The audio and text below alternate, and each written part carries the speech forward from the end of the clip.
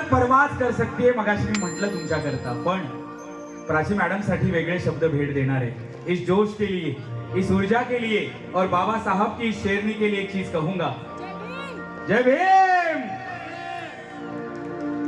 कि आग के समंदरों से वो चल के आई है, आग के समंदरों से वो चल के आई है, अरे आसमां के शिकंजे से वो निकल के आई है। और देखो बाबा साहब की 134वीं जयंती को रोशन करने प्राची नाम की चांदनी खुद चल के आई है, खुद चल के आई है। तो हाथ ऊपर करके तालियां होनी चाहिए हमारे प्राची ताई के लिए, एक बार जोरो शोरो वाली। क्या बात है, तेवढ्या बस ना।